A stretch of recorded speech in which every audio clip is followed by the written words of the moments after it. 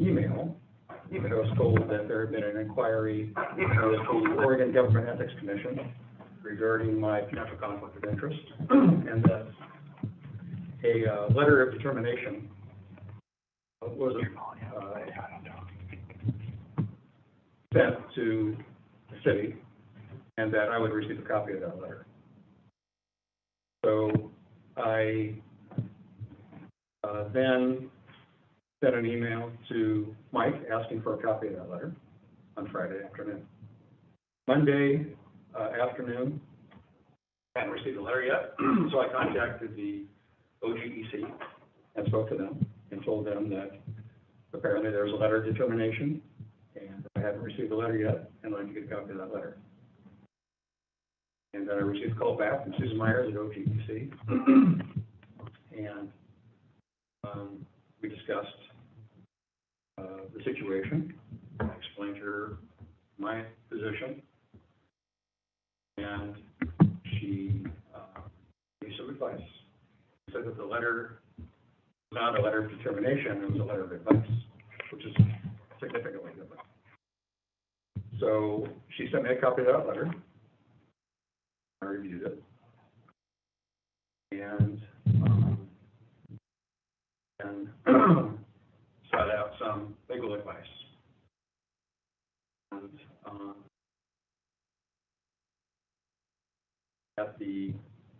stepping back, at the January 25th Planning Commission meeting, I had brought up the possibility of having a work session. That's today.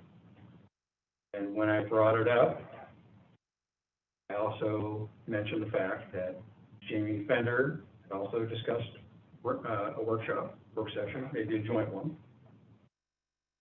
And I wanted to know when that was going to be scheduled because Mike was talking about March hearings and April hearings. So I want to know if we're going to still have a work session. So I got the sense from everybody on the Planning Commission that they thought it was going to be a good idea to have a work session.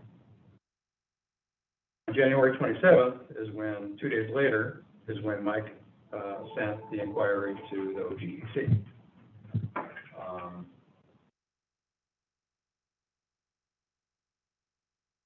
So I got a response from Mike that he referred to the letter now as the advice letter. And a couple emails were exchanged, and made it pretty clear. Let's see here.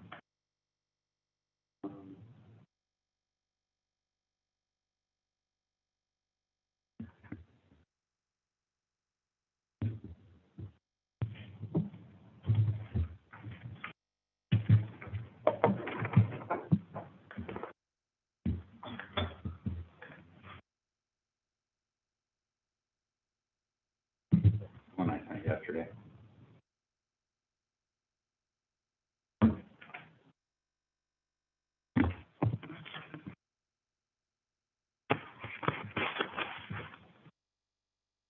So I have it. well, I'm looking for that letter, that email, but basically, he informed me that the OGEC letter was clear that I had a conflict of interest.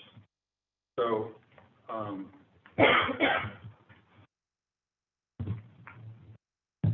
the advice I got from OGEC,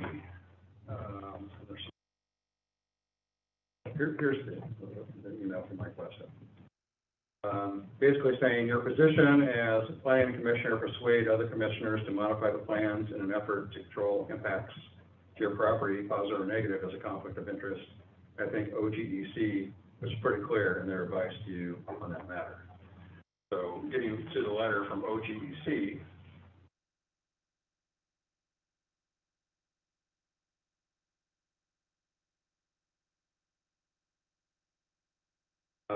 they talk about the letter of advice.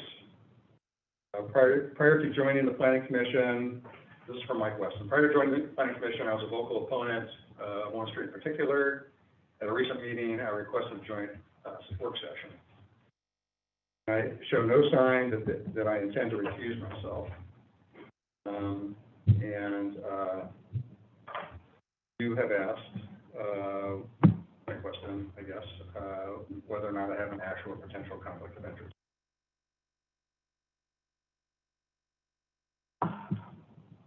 So, a actual conflict of interest would have a certain financial impact. A potential conflict of interest could have a financial impact. As long as I make a public announcement stating what my conflict is,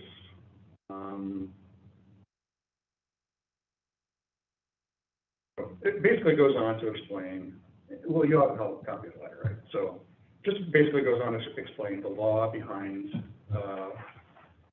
conflict of interest. And they say on the last page, in this situation, the planning commissioner will need to determine what type of conflict of interest they have. And as long as there's a potential conflict of interest, I can continue to participate. So I contacted, or an attorney was contacted to provide some insight on the matter. And while the UGB expansion might have constituted an actual conflict for Commissioner Meyer, the TSP and master plan do not, because they are planning documents. There is no certainty that a road will even be built, and no certainty of a detriment or an advantage to a property owner in the planning area. The conflict can only be potential. Potential as existing impossibility, according to a appeal in matter of Fox Marsh versus City of Wheeler. It seems to me that the city manager's objections are based more on perception of bias, not conflict of interest. Local officials are not expected to be wholly impartial. And elected local officials' intense involvement in the affairs of the community or political predisposition is not grounds for disqualification. Local officials are expected to have opinions, even strong opinions about matters affecting their government. That's how local governments work. Are you close to finishing this letter at this point? Because we kind of need to move forward. I would also remind everyone that we called for this meeting. This is not a fourth Wednesday meeting. This is a special meeting where we're to discuss the TSP and the master plan. Yes. And then we get an agenda that includes training and a TSP briefing. So this is not a meeting that we requested to have. We requested to have a 2-hour meeting where we can discuss the TSP and the master plan, attending public hearings in preparation for that. I have an email from you, Mike, on June 17th. It was sent to everyone, Planning Commission and the council. Good morning, everyone. I just spoke with Debbie at LOC today, and I have messages to Lisa and Elizabeth on arranging training sessions for our councilors and commissioners at Oregon Land Use Planning and Public Hearings. That being said, the LOC has a statement on their website that says they are not doing live trainings due to staff shortages. We do have online courses for Oregon land use, which I am sure will cover much of the same material. I am waiting to hear back from Elizabeth or Lisa from the training program, which probably will not be until next week. So we started this discussion about having training back in June. Yes. And then this training is all of a sudden today, during the meeting, which we requested, it wasn't on the, wasn't mentioned when we requested the meeting. Nothing about training or a TSP discussion. So we get an agenda at the last minute that is going to cover our discussion time. So, and I thought the purpose of this meeting today was to basically discuss the TSP and the master plan so that we all fully understood what's coming our way. And if there was to be training, it would have been nice to know in advance and have it be on an actual planning commission date, fourth Wednesday of the month. So back when we had the planning commission meeting over the pipeline, we were moving on saying there was no planning commission meeting for this month, and that the planning commission, the next event was going to be the March public hearings for the transportation system plan, and in April was going to be the public hearings for the master plan. You didn't mention anything about training. So, from my perspective, this meeting today was about just discussing the TSP and the master plan, and not training and all these other things. And I think there was a lot to discuss between now and the time that we start public hearings. It's fine that you think that, but the third portion of your comment, and you said it yourself, was to prepare for the public hearing. And so that's what we're here to do, is prepare for the public hearing and what that entails. And then we're giving you a briefing on what's coming at you with the TSP and what's coming at you with the master plan. So we are meeting the intent of that, I think. I don't know what exactly you wanted to do or use this meeting for, Well, other than to be brief. I thought we on made that pretty clear, situation. as far as we were gonna sit around a table and discuss things. Mhm. And at no time did you mention, Can I have a point of order, please? Certainly. We only have 2 hours for this meeting. Well, we're using it, you know. Okay. Yeah. This is what we're here to do. But yeah, so the planning commission asked for a public work session to discuss the transportation system plan, the master plan, and the public hearings that were coming their way.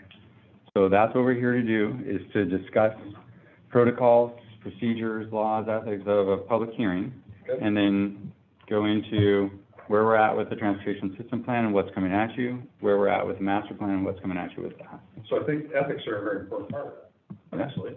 And when I talked to the folks down at OGDC, they felt that based on what I discussed with them, that ethics might be a good training course to take through OGDC. And I agree that that probably would be the case.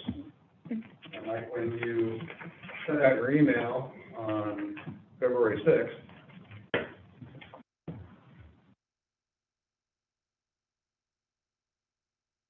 hi, councilors and commissioners, it appears that you're getting individually emailed again. I will again advise that you do not need to respond, and probably should not respond to individual emails and interested parties.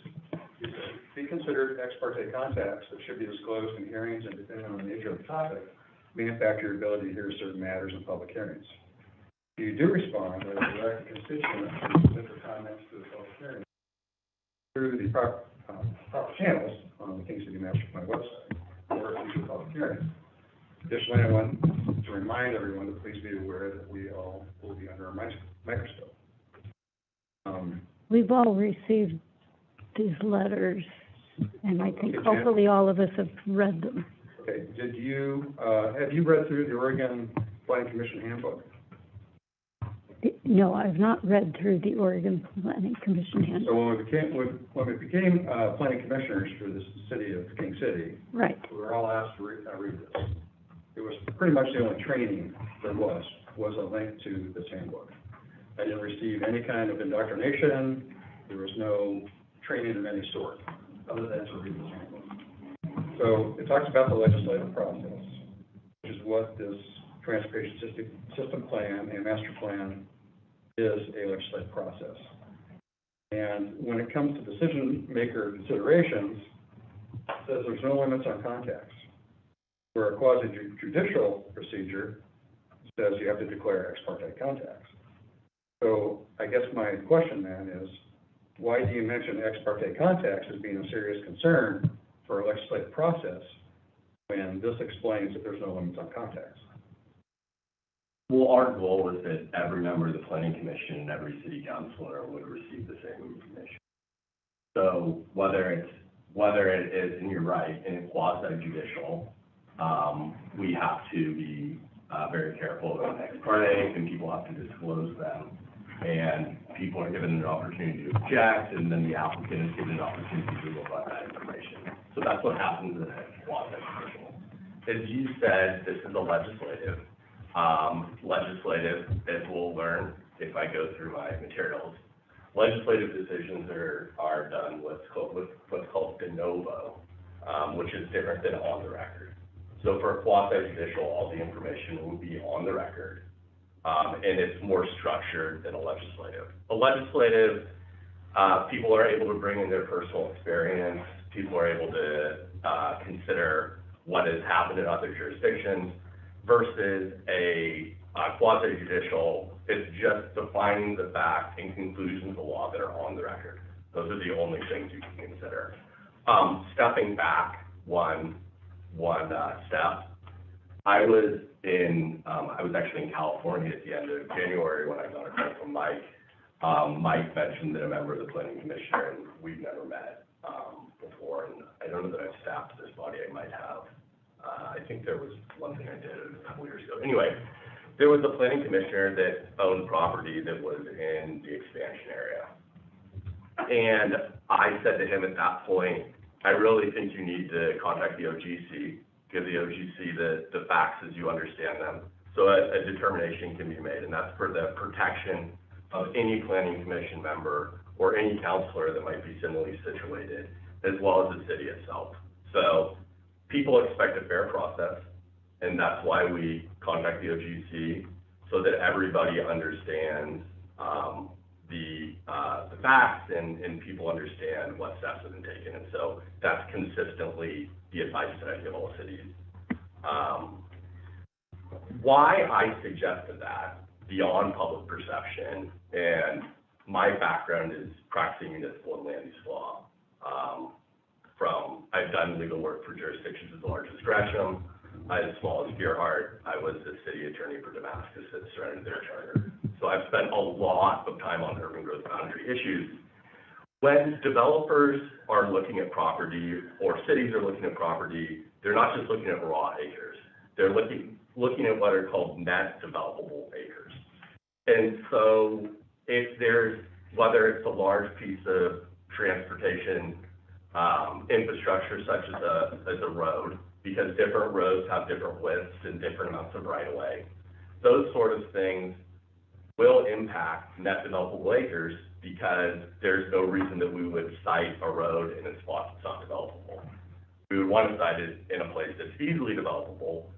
So my concern in looking at this, and I think what I articulated to Mike, was whether a road is on somebody's property or not, and whether the city has to buy it from one property owner or another or not. Regardless of all that, it is going to impact the net developable number of acres for any parcel. So if it's somewhere else, then they're going to have more net developable acres. If it's on that parcel, they're going to have less. That is one factor that absolutely impacts value. Another one is zoning. So as the city of Westland and the Wilsonville-Westland School District found out, the school district had a parcel that was unresidential. They sold it to the city. The city rezoned it as a park.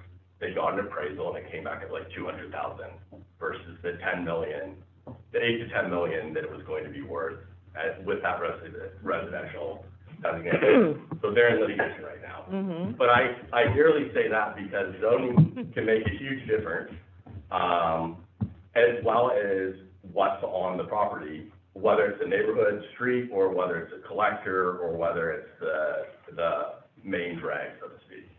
A transportation system plan does not necessarily mean that everything's going to be built, but we try and bake redundancy into them so that, knowing that some property owners are going to sell and some aren't, all those things.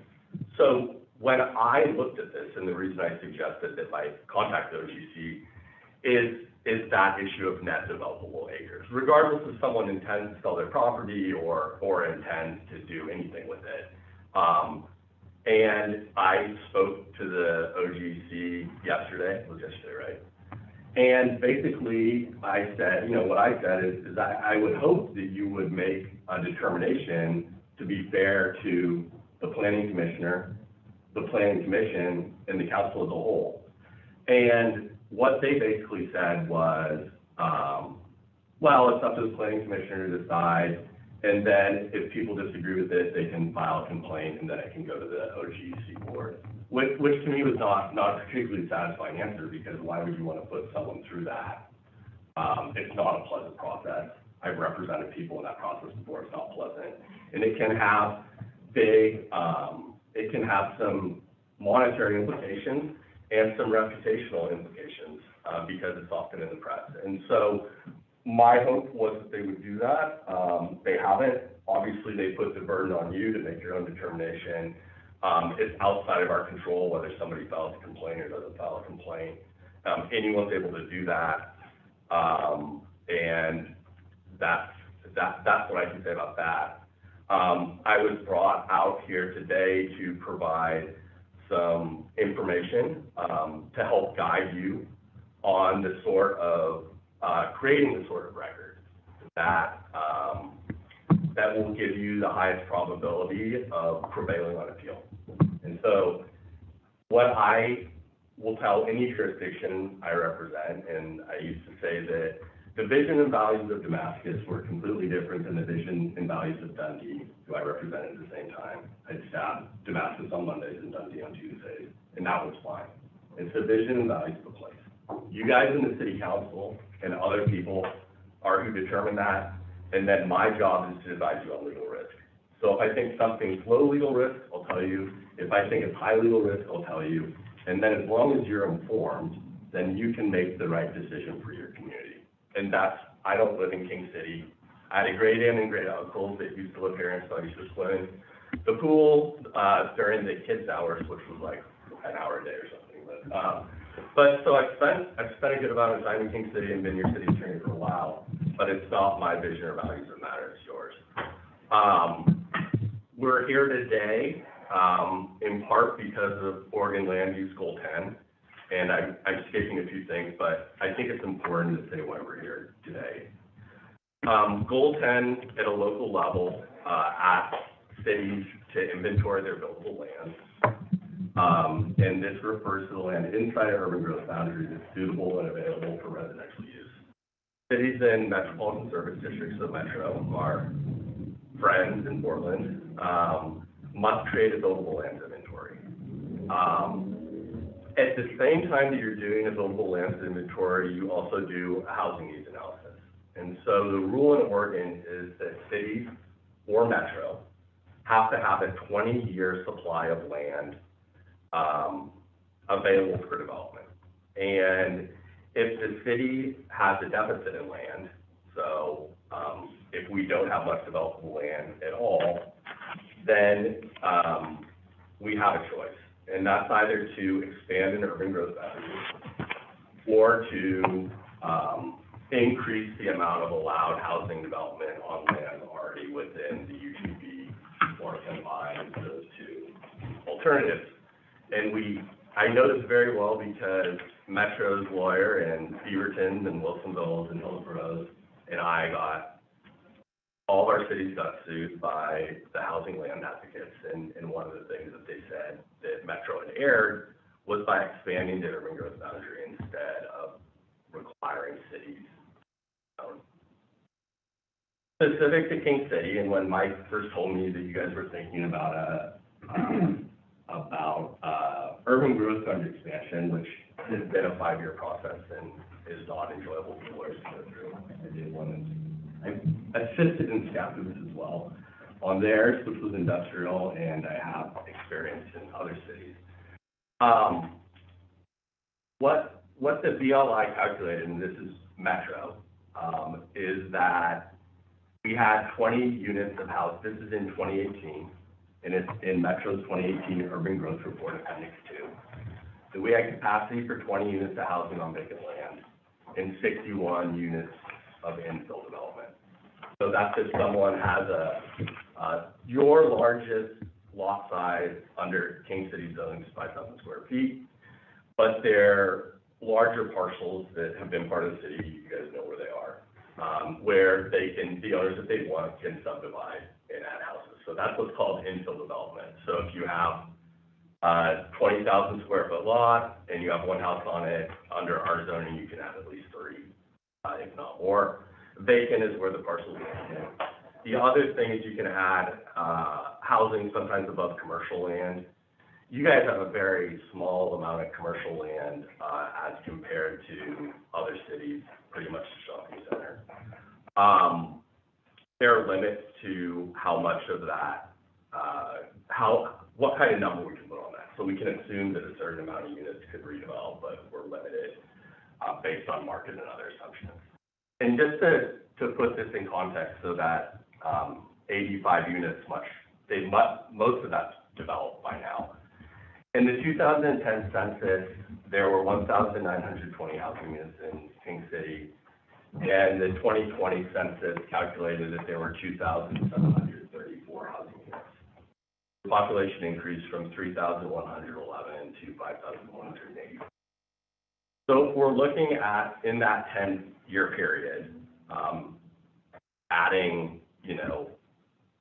over 800 units, and then we're looking out at that 20-year horizon and what that could look like, it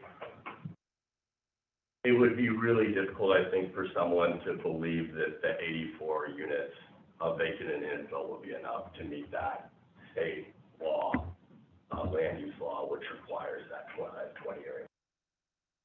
If we weren't in Metro, it would be even more clear. Because we're in Metro, we can look at other jurisdictions as well that might have some capacity. Though part of the reason housing prices are going up is because there aren't a whole lot of residential lots in the Metro region. That's why cities that are close to Metro but outside, like Estacada and Scappoose, have had such a population increase, because they have land in their UGB and a lot of Metro cities don't. So that's kind of what led us to this point and why we're now having a conversation about expanding our urban growth boundary. And then the other thing that I would say, because I spent a lot of time looking at kind of King City and its history, is that there was the original KCCA that was basically built by the early 70s. Because of Measures 5 and Measures 50, the property taxes that those homes pay are very attractive to the homeowners of those homes. There was a point when King City had a choice, which was to expand the urban growth boundary, or there were conversations around disincorporation or becoming privatized just because the tax base was so low. And it really has been the expansion of the city that has created the tax base that has allowed the city to have the amenities, both police, staff, other things. And so oftentimes when people will talk about urban growth boundary expansions or adding housing, they'll talk about crime, or they'll talk about the people that are going to come in. And in my experience, whether it's City of Westland, I've done legal work for them, Tualatin, who I represented it and then sued later, whomever, it is that generally that the housing that gets built adds to the tax base. It's probably, in most jurisdictions, it's probably going to be larger square feet than what was there before, because the cost of the lots is getting more expensive, and that makes affordability a challenge. But that's what we've seen in King City, is that those expansions that have come in have been nice homes that have been very attractive to consumers. Prices have been steadily going up. I think people are aware. King City is viewed as a very positive place to live. That's what all of our polling showed back when we were starting this in like 2017, 2018. So I'm like 6 years into this process. And we're finally getting to the point where we might be able to have some public hearings, which is why I'm here today, because I hate litigating, and I hope that we don't have to litigate. I've been to Louisville more times than I'd prefer. So with the state of Oregon, when we're looking at land use, and it's a statewide system, each and every jurisdiction is required to have a comprehensive plan, an urban growth boundary, and implementing ordinances. There are a lot of facets to the comprehensive plan. Seems like every couple of years the legislature or the LCDC board adds more. So the transportation system plan is part of that. A lot of jurisdictions have a parks master plan that will be part of the comprehensive plan. It basically creates the roadmap for the city to grow. That doesn't mean that every street on the transportation system plan is going to get built. We build redundancy in for options But it gives both the public and developers and current and future owners an idea of what the city envisions as far as what the zoning would be, what kind of density there would be as far as residential, the sort of uses that will be allowed. Some of that we can control, some of that's preempted by state law. So the legislature will say, you must do this, or you can't do that. And every session, it seems like more and more gets preempted, and our ability to say no, or get creative, it gets less and less. And I wish that trend would turn around, but it doesn't seem likely. We are required to comply with state planning rules, and we do so by adopting land use regulations and implementing these requirements. The state doesn't have a whole lot of tools to force us to do things if we don't want to. That's the lesson I learned in August. They can take away our liquor tax, and they can take away our cannabis tax, and they can take away our share of gas tax. There's some other shared state resources that can be removed, but beyond that, they don't have a lot of tools to force cities to necessarily do anything. But I got a question for you. yeah, So, I appreciate the history lesson Yeah. and everything. You mentioned Oregon statewide planning goals. mm-hmm. So we got goal 5, goal 6, goal 7. So all have to do with goal 5, natural resources, scenic and historic areas and open spaces. Mm-hmm. Goal 6, air, water, and land resources quality. Goal 7, areas subject to natural hazards. Now, you had mentioned litigation. Yeah. And then the conservation easement seems to be a very big subject area for King City. Yeah. And I'm just kind of curious, with the emphasis on statewide planning goals and on natural resources, are you expecting litigation when it comes to the conservation easement, or are there ways that we can, the city can avoid the conservation easement altogether? I have had, I think, positive conversations with the Columbia Trust that is the current holder of that conservation easement, and had conversations with Metro as well, because that was a condition that Metro imposed on us, was to the extent practicable to avoid that. So there was a house that got built that kind of foreclosed one of the ways around that. That we can kind of see the conservation easement on a map, but there isn't this sort of, we have a pretty good idea of where it is.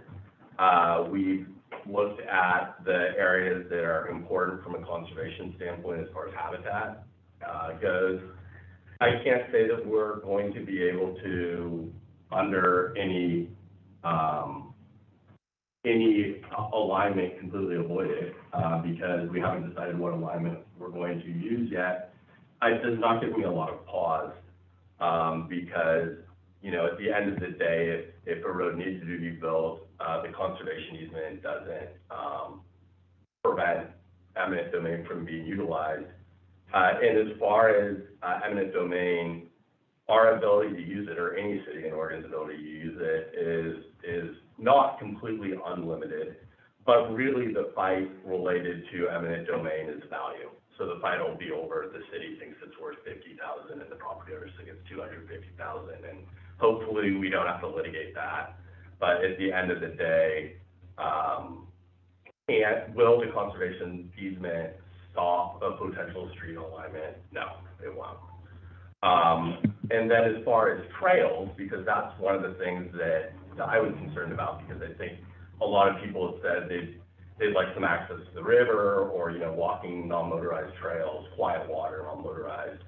The easement's written broadly. It includes the ability to do trails for cross-country skiing, which you wonder if maybe they pulled their form out of Timberline or something. But as far as non-motorized bike ped, it shouldn't prevent that from happening either. You seen this map from Metro, Westland Riparian area? Yeah, no, I feel. You're aware of it? Yeah, okay. So Roger Alford, who's Metro's land use lawyer, and I had a meeting, was it 2 weeks ago, Mike? Yeah. I'm regularly in touch with him about this easement and other issues. We have, Tim O'Brien at Metro, their planner, is retiring, I think, in a week.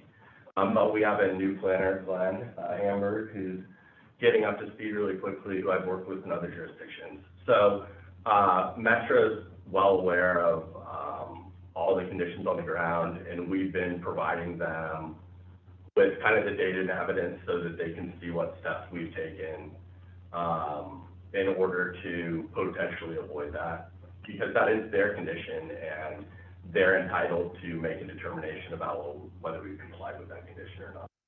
I had a Zoom conversation with both Hamburg and Tim O'Brien, Mm-hmm. where we discussed Title 13 and the Class 1 riparian and upland wildlife habitat and whatnot. Yeah. And when Title 13 came up in the SAC and TAC meetings, Steve Faust, the consultant, basically responded that it wasn't regulatory. So I wanted to make sure that I was correct and that it was regulatory as I went through Title 13 and talked about compliance issues and regulatory aspects of Title 13. And as you know, Title 13, the Class 1 riparian area, that's all managed by Clean Water Services. Right. In an arrangement with Metro and Washington County. Right. And then any upland wildlife habitat protection will be provided through a King City ordinance, which gets its guidelines from Title 13. Correct. So, upland habitat was recently added, to kind of the inventory. It's been added since the last time that Metro did a, inventory. Sometimes people don't like when cities trespass on their property, so, we have to be really careful. So we have an idea of what's mapped, but what has worked in other jurisdictions, such as South Trooper Mountain, is that at the time of development, then we do that intensive survey to see if there's upland habitat on those parcels. That is a system that the state is, both the state and Metro have been comfortable with. So I would anticipate that's how we would make sure that we're in compliance with that element of land use goal 13 and others.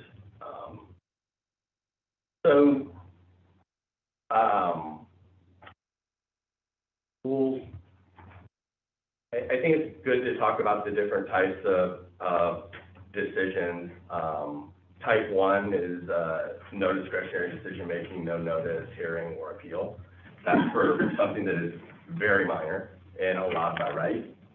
And then the quasi-judicial decision, type 2 is a limited decision. There's limited discretion decision-making, notice of the neighbors, allow room comment, director decision, the appeal, there can be appeal rights for type 2. Type 3 is discretionary review to determine compliance with the criteria, notice, public hearing by the planning commission, appeal to the city council. So that would be something like a planned unit development. That's the sort of thing that would normally be a type 3. And you're describing quasi-judicial, right? Yeah, these are quasi-judicial. Type 4, and this is where quasi-judicial and legislative, there's no really bright line rule. Generally, the larger number of acres and the larger number of owners, the more likely it is to be a legislative decision. There's a type 4 is typically a plan amendment or zoning map amendment applied to a particular property. So if one person wants to get like a comp plan amendment or a zoning map, that would likely, unless they have a very large parcel, that would likely be a type 4 and not legislative. But in this case right here, what we're dealing with coming up is legislative, correct? Right. So getting back to ex parte contacts, then, are ex parte contacts a player in this process? In the legislative, no.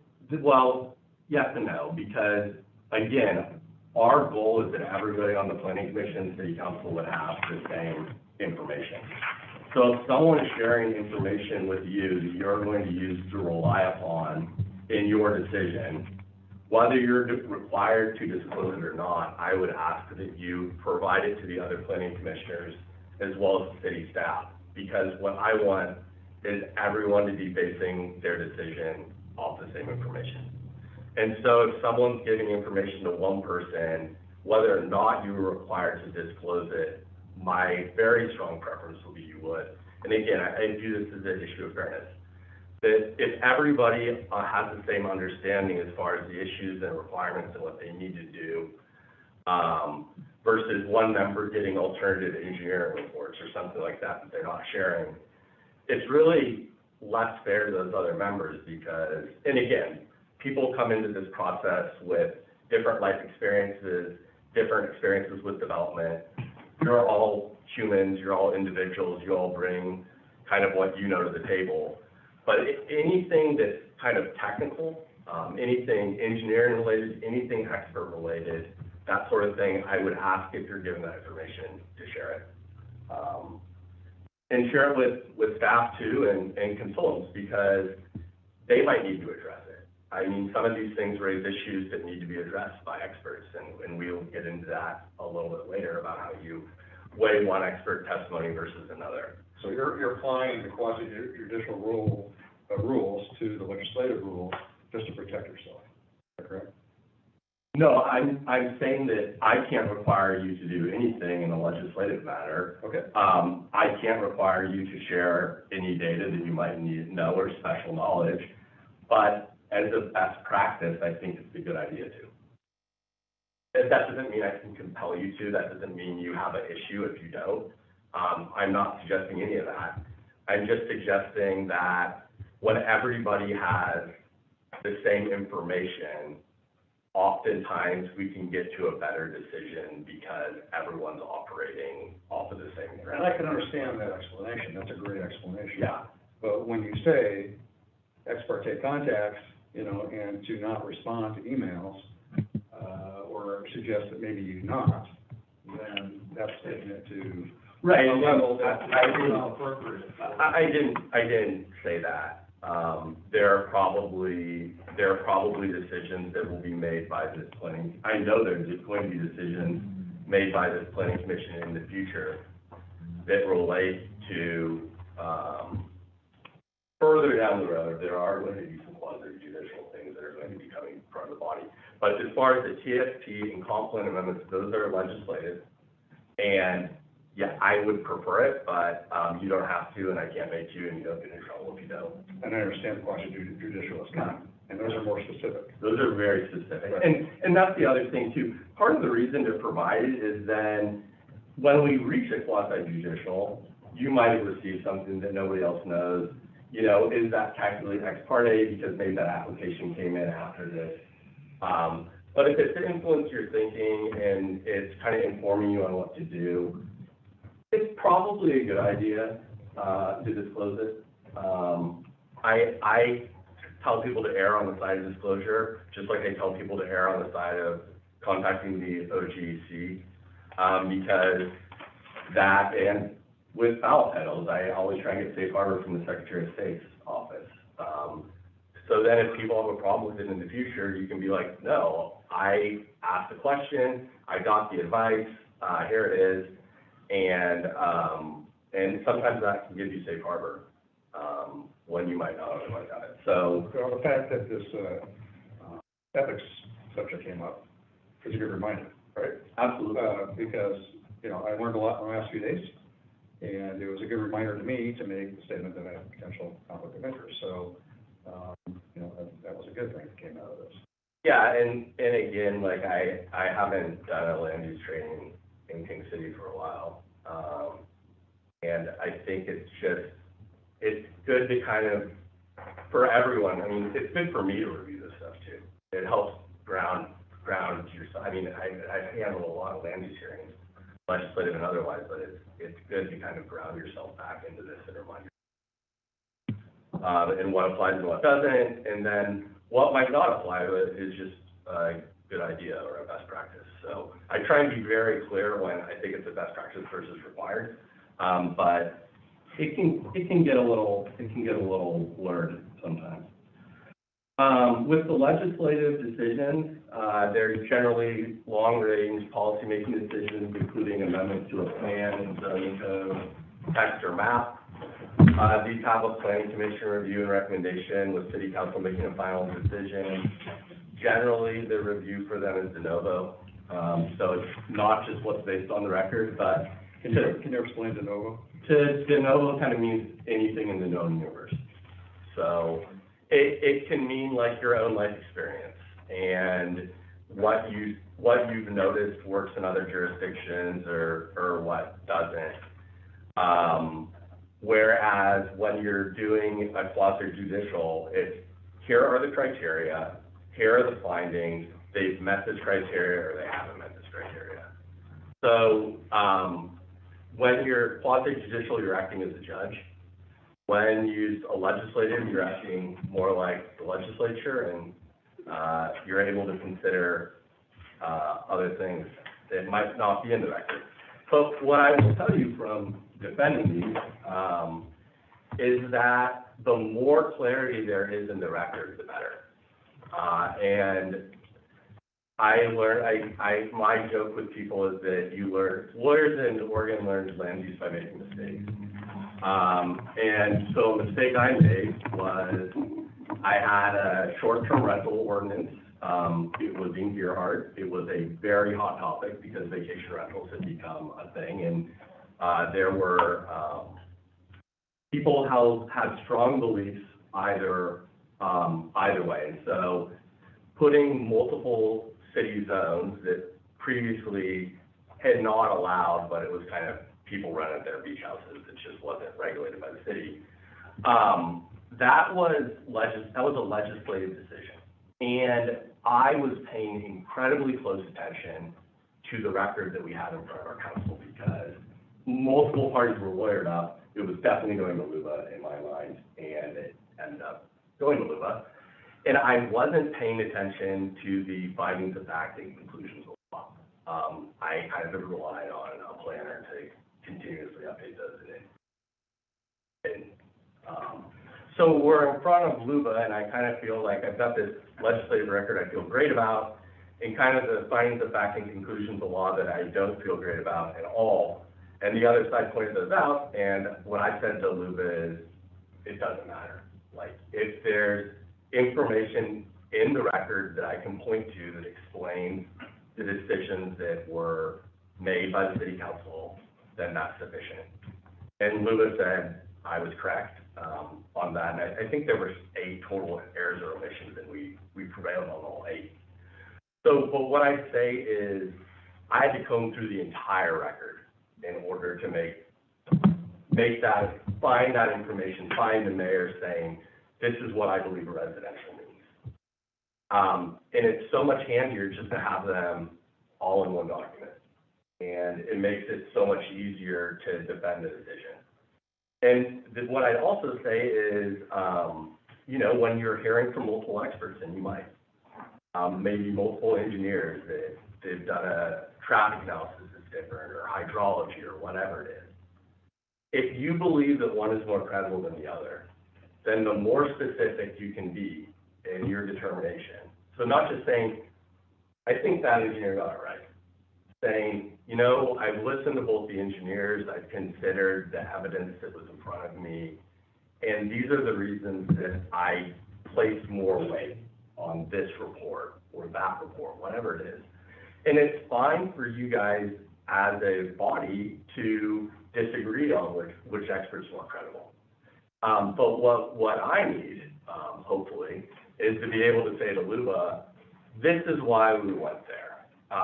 This is the weight they attach to this evidence or that evidence, and it was reasonable for them to do so. So that's why, you're given broad latitude in who you believe is more compelling or what to give way to. But the more you can ground that to the facts or what they say or what you heard, the better if it gets appealed. And we hope that this doesn't get appealed, but I'm realistic.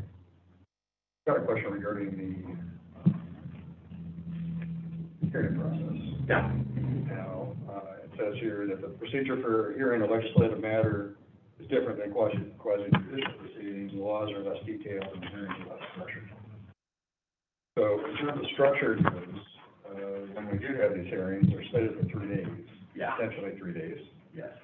Would there be a time limit on people's testimony? or is that up to us as a body to decide, that process? Yeah, so that's up to you as a body. You know, with the quasi judicial, it's very prescriptive how it goes. There's a staff report, there's the applicant testimony, there the proponents, and they're usually given, whether it's 3 minutes or 5 minutes, they're given some amount of time. They're asked not to repeat the testimony if someone in front of them said it, just say, I agree with what, Joe said. And I think these couple of things. Then the applicant has an opportunity to rebut all of that. And then the city staff has an opportunity to rebut that. And then they can ask questions, the planning commission, city council can ask questions of the staff or of the applicant. And it is a very prescriptive, that's the order. At some point, they close the record. I'm asking about the legislative. The legislative, you have far more discretion in what you want to do. So I can't think of a legislative process where there wasn't some sort of time limit on proponents or opponents or neutral, just because we wanted to be fair to everyone. And, if somebody's going to take an hour, and someone's taking time off from work, then they may not be able to participate. They can participate in writing, but some people are less comfortable doing that. So we're going to want some structure. We're going to want to know what the rules are, the guidelines are, so that everybody's informed and knows what to expect on the front end. So if they have 5 minutes to testify, they're able to tailor their comments to that 5 minutes. If they have 3, they do the 3 minutes, and they say, in addition to my oral testimony, I'd like to submit this written testimony into the record. However they want to do it. They want to write their testimony, do 3 minutes, pass their script to their spouse or neighbor or whomever, and have that person read the second half. That can happen too. What we want is them to be informed so that they're able to participate. And that's land use goal number 1, which LUBA and the Court of Appeals say is the most important land use goal, and that's the public participation. And the best way we're able to do that is for people to understand how it's going to work on the front end. I did Metro 3 minutes, and the 3 minutes seemed like 10 seconds. Yeah. And I felt a little cheated because, I'm not the greatest public speaker, and, earlier on, I was trying to find papers that I was looking for. And so I guess my concern would be if this is less structured, give everybody an ample opportunity, let things occur. And if it is also less structured, if people show up and there's like 3 people in the room, it would seem kind of ridiculous to give 3 minutes, right? So I guess maybe that could be fluid. Yeah, I think that I've had the same experience at Metro that you did, where it was a very unusual process that ended up getting appealed to LUBA. I didn't believe that I had sufficient time in order to make my record. And so I asked Tom Hughes for more time, and we negotiated how much time I would get, and it was less than I wanted and more than he wanted to give me, and that's how it worked. In that, they were making a land use decision without having a public hearing. So they were deciding, Tualatin wanted one designation, and Wilsonville wanted another, and decided they would get to decide. I said that was illegal. Anyway, it was not fun. You can read about it though. Anyway, but yeah, again, it's like if I knew on the front end that I was only going to get 3 minutes, then my testimony would be a lot tighter. But I didn't know that, and I don't want anyone else to ever have that experience. So we can always give people a little bit more, as you said. If there are only 3 people in the room to show up, and maybe we go from 3 minutes to 10 minutes. But again, to give as many people possible the ability to comment so they can express their views. And also, if they don't submit oral or didn't comment, then they're not able to appeal the decision if they disagree with it. So, and they know that. But, is this different than when it talks about legislative hearings here? It says testimony at a legislative hearing is more open. There is no raise it or waive it.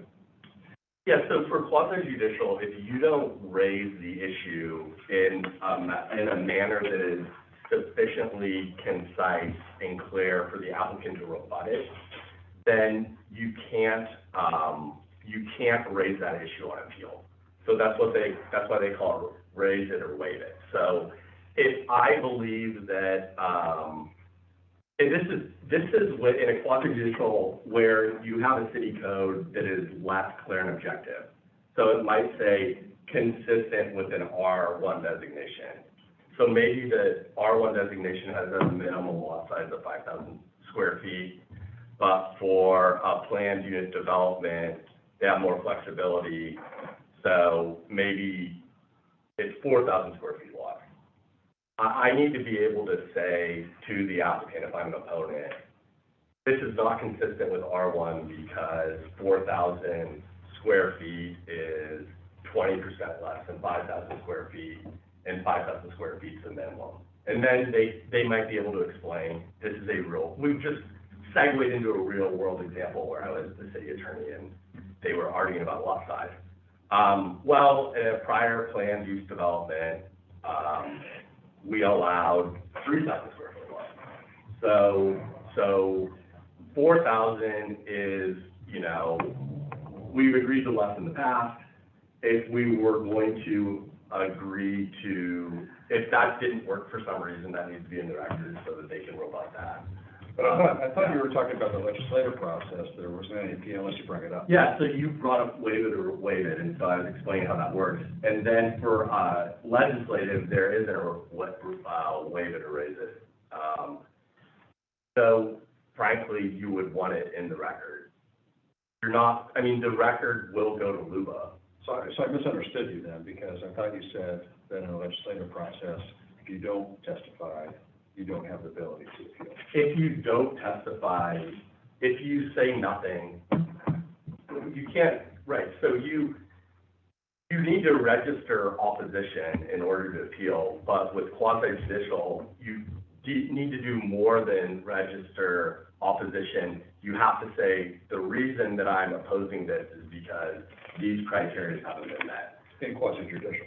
In quasi-judicial. So when you go up on appeal, you can't bring up something new.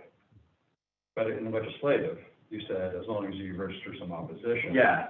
At some point along the line. Right, so during once the process. public hearing starts, you want to, at a minimum, show up and be like, city, you're wrong. I completely disagree with this road alignment. At the public hearing, Yeah. but not before that. You couldn't raise opposition to something before the public hearing with that.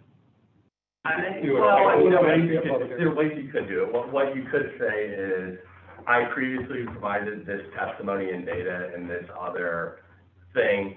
I asked you to incorporate this into the record by reference. Okay. So that's how you could pull an earlier thing into that. Now, the city council might be like, I never saw that, you need to resubmit that. But you might be able to, convince LUBA that if you did it with enough, I submitted this testimony on this date to this body, I asked that it be incorporated by reference. Probably is enough to get you there. Okay. Now we're just getting into technical stuff. So when we think about the public hearing and what the planning commission is going to have to deal with up here, we're going to have, my recommendation would be to put some sort of time limit on it based on the number of people that we might end up having for the public hearing. Typically, that's 3 or 5 minute time windows that then get kicked in. I understand that goes fast, but they also have the option to submit a written testimony that's in actuality it's better for the record anyway, Right. than the verbal testimony. Uh-huh. So, my suggestion would be that you put in there that it'd be best that they submit or have their verbal testimony and also written testimony, and that way, if they run out of time, they can submit their written testimony. Yeah, Different from the public meetings we've had so far, that some of you, at least that sit in the audience and watched, I think we're going to be asking people to fill out a card if they want to testify. Yeah. So that's one thing that's different from the public meeting, where there's a lot of people there, but you don't know how many are going to want to speak. In this case, you would. So, I mean, if you get a stack of cards like this, you might have one decision on how much time they get to speak, and if you have a stack of cards like this, it's another. And you could always deviate up. If you deviate down, you get a lot of angry people, or a few Yeah. angry people. But like, if you said, and I expect this to be a hot topic, you know, I expect a lot of people to show up, that's fine. So if you start with 3 minutes, and then you only have 4 people show up, there's nothing to say you couldn't say, hey, do you want more time? Do you need more than 3? Again, what we're trying to do is make it as fair as possible. And so part of that is to give people the opportunity to provide their testimony. And if some people are taking an hour, they just can't do that. So we're gonna set time limits now, or we're gonna do that later? Yeah, I was gonna ask, whose decision is that, and what is the process? Yours. Yeah, okay. As Commissioner Meyer pointed out, you guys have a lot of discretion with this, it's less structured than quasi-judicial. So if you guys feel strongly about 3 minutes or 5 minutes, those are the 2 times that are most common for planning commissions and city councils. I'm aware of one jurisdiction that is 7, but it's kind of a, you know. I feel strongly for at least 5, and then being able to, I would say not longer than 5, because of too many public hearings that I've gone to. If you give more time than that, then people get caught in repeating themselves and sort of, instead of being concise and saying what they need to say. that could also be something that we may be interested in. So if it is 5, be able to grant them a little bit longer time, right? And depending on the number of people that are there. Right. But I just feel like 3 minutes is just not enough time, you know. Anyway, I don't know if we're making that decision now. Or... Yeah, I mean, we can't really make the decision here. It would need to be done at the public hearing, I Okay. think, or, we can do it prior to opening the public hearing, right? So, in an open session. Or if your commission rules specify the time, then it would just be reiterating that, you know, generally with public testimony, we allow, you know, 3 minutes. If that's your default, again, the goal is that people would be able to effectively advocate. So if they think they're going to get 7 and they only get 3, and they don't write down every word, they do an outline, they're not going to be able to get through their outline, and no one else can either, because they're not going to know what the fill-ins are. So if your default's 3, then I would suggest you start with 3. You can always grant more. If what you generally do is 5 minutes, then start with 5.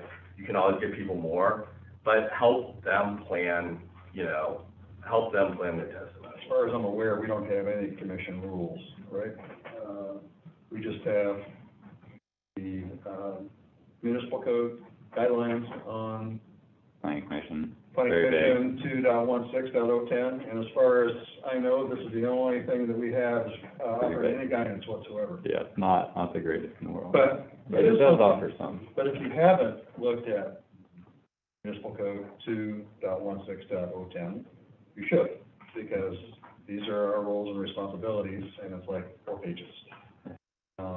But it's worth looking at. I do agree that we should set up a time, because otherwise it's going to, it's going to eliminate having 1 or 2 individuals just for the purpose of commandeering the entire meeting. Yeah. So I also agree that 3 minutes goes by in a blink. I have these at the HA, 3 minutes like nothing. I think 5 minutes would be a good thing to sort of start off with. To start off with, yeah, I was at that same Metro meeting where I got 3. And there was a guy there, a farmer, who had something that was interesting to the Metro councilors. They let him go for 20. Even though the rule was 3, he got an extra 17. So then I got there and I got 3, and I'm like, oh, how come Farmer John got 20 and I got 3, you know? So, Huh? That's really not a best practice. Yeah. yeah. I mean, and I think we can be a little flexible on it, but I think in general, we want to at least notify them, hey, you have a minute left, or that way we kind of keep them close and just let them know in their time. They're usually pretty nice about it. People usually will try to stay within the confines of the time limit, is from my experience, and as long as you kind of let them know that, you know, your time is technically up, they'll just try to rush through the last little piece and put in their Have you ever gone to a Portland City Council meeting? I have- They have a Testify? timer. And that is like, Screen. I Yeah. mean, they have the hook and they haul you off. There's no, Although usually there, though, at least lets you finish your thought, if you're kind of right in the middle of a statement, they'll. well, but the point is they're pretty rigid. And the good thing about setting a time like 5 minutes, most people, if they have something important to say, they will frame it within that time span. And they can always say, and I want to submit this written testimony because I have more I want to say.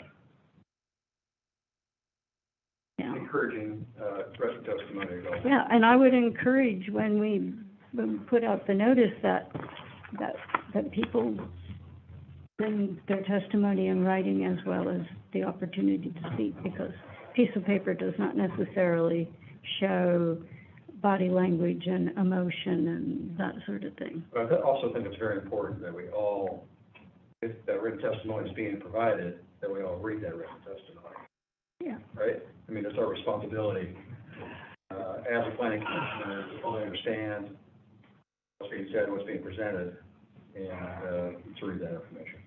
Sure. All right, so some more good stuff on quasi-judicial, and we're legislative, but things to keep in mind. So there's a list of applicable criteria that's provided. There's a staff report that's prepared in advance, available for review. Public testimony must be directed to the criteria. That's not true in a legislative format, though it is helpful. We've discussed raise it or waive it, but failure to raise an issue precludes raising it before the Land Use Board of Appeals.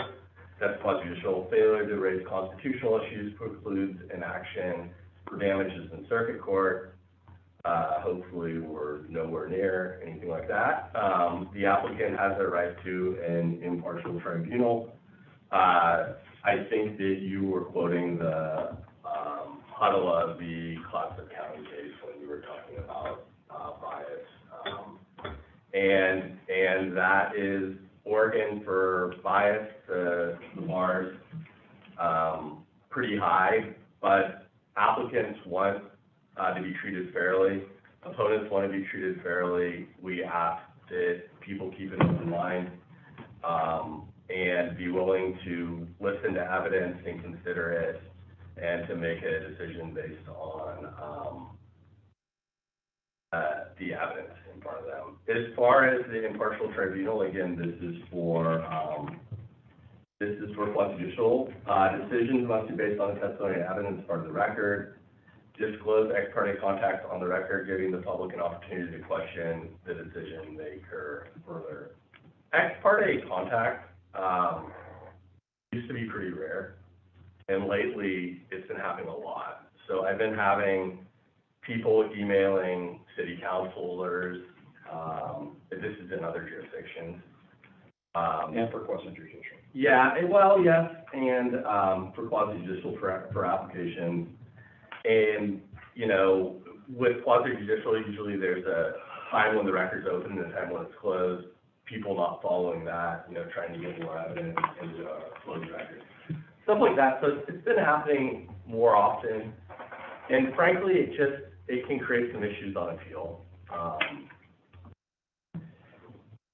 So an objection must be made to preserve a challenge at LUBA on a basis, decisions, they must be free of actual bias.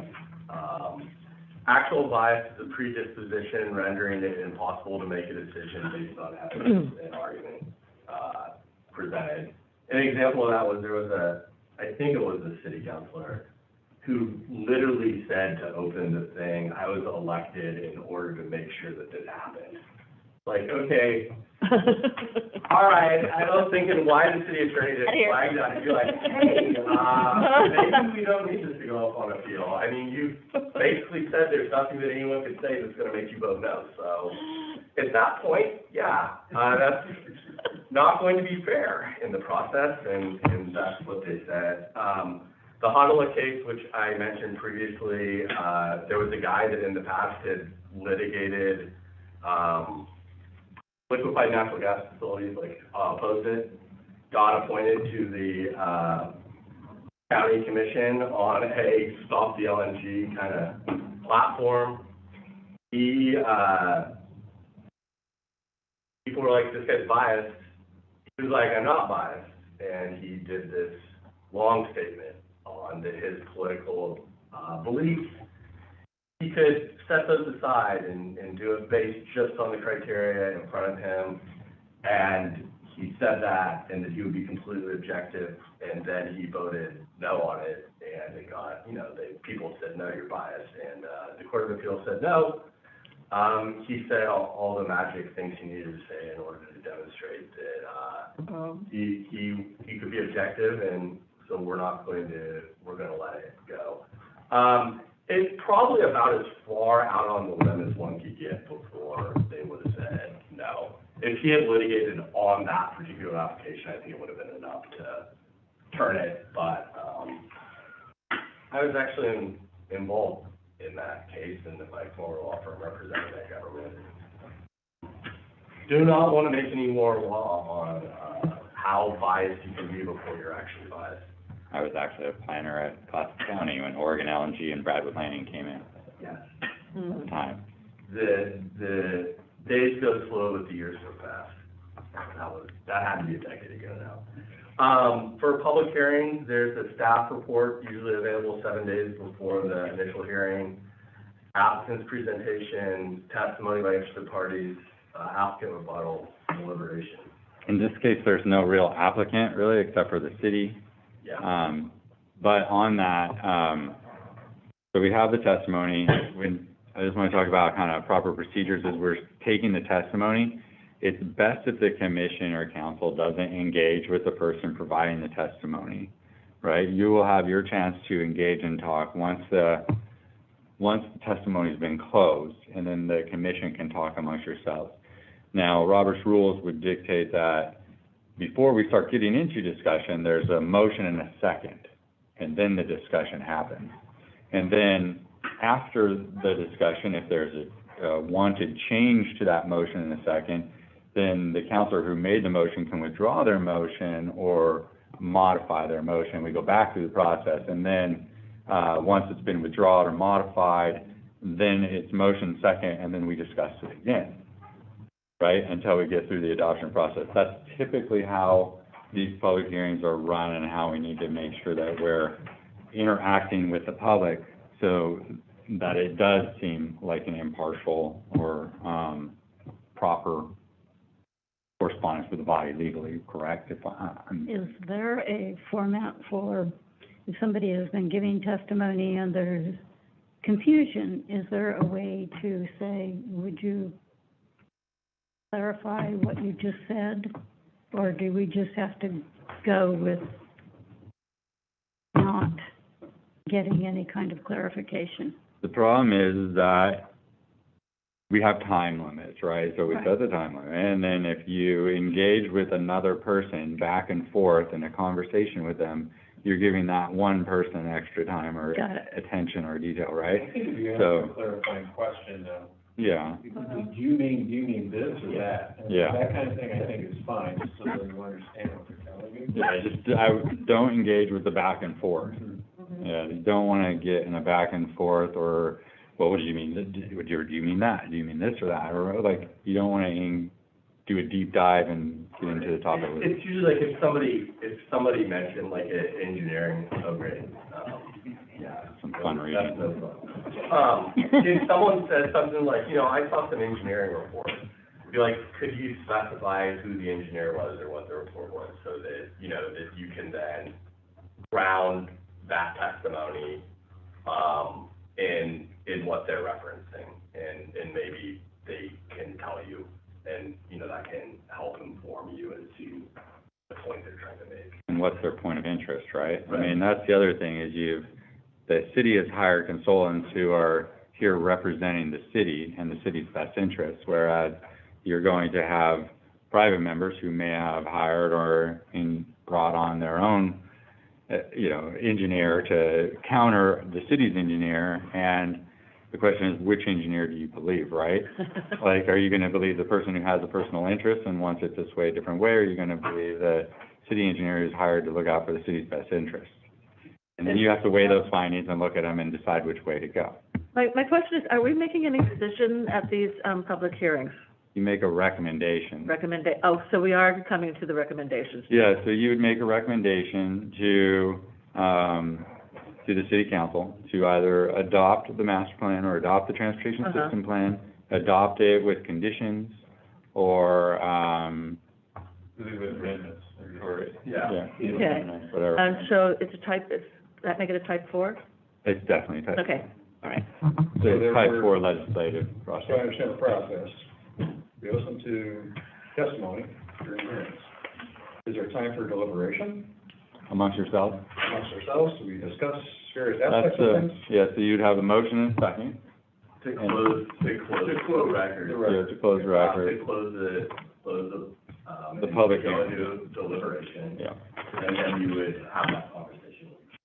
That deliberation is, open to the public? Yes. They can watch all that. Yeah. Okay, so it's being recorded. Yes. It's open, recorded, everything. Okay. All of this is being recorded, and if it does go to Luba, we provide all the videos. And that's what, I thought this is what today was gonna be, right? A chance to discuss. So that's what I thought today. And that's what Joe thought, and I know that Jan and Carol weren't at that last meeting, but we all kind of felt the same way to have that opportunity to discuss some of the particulars of what's going on, the subject area stuff. Yeah, we have some stuff to present to you guys, kind of show you where we're at. Okay, but again, that's a presentation, right? And we thought we were gonna have a roundtable discuss things. And now we're an hour and 15 minutes into this, and I really feel I haven't gotten a lot out of it. I got some points, we're focusing a lot on quasi-judicial stuff, even though there's a legislative process that's before us. That's why I'm trying to focus on some of the legislative stuff to get answers for what we have coming up very soon. Mhm. So I just want to make sure that there's a lot of information, right? And I don't know how many of you have read the circulation analysis, have really gotten into intersection data and, ADT and origination destination pairs and BMTs and all these different things. All of that forms the foundation for what we have before us, right? And so also what we have before us is also a lot of information that I was hopeful that we'd have a chance to discuss and get a better understanding for maybe somebody that hasn't read the draft master plan or the TSP or the circulation analysis, or hasn't gone to the meetings or been to a SAC meeting or a tech meeting and all these different things, right? Because there's a lot of information that goes into all this, and it's incumbent upon all of us to make sure that we fully understand everything, that we fully weigh everything, because, as you mentioned, the consultants represent city, right? And we also represent the city, but we also represent the voices of the citizenry, right? So it's important that we listen, that we understand, that we have all the knowledge available to us before we make a recommendation that's best for the city and for the community and for the future community of Kingston Terrace, right? Right. So I'm a little disappointed about today. And I got tied up in this ethics stuff, which I apologize for. But I feel like that I've fully vetted myself. I've got recommendations from the OGEC and from an attorney. I feel pretty confident about where I sit. There may be a complaint filed, and if there is, then we'll just go through that process. I just want to stress the fact that to all of us, we have a very important role, very important decision to make that affects generations That's why we're here, to come. okay? We need to move on. Well, we can jump into the presentation I have on the transportation system plan, kind of take a look at where we're at, and that had some information in it. I'll try to flip through the slides as fast as possible and kind of move on and get into that. I'm gonna bring it up on mine too, so, I can do it, or, yeah, I can do it on mine. Okay, share yours and Um, I'll just go through that.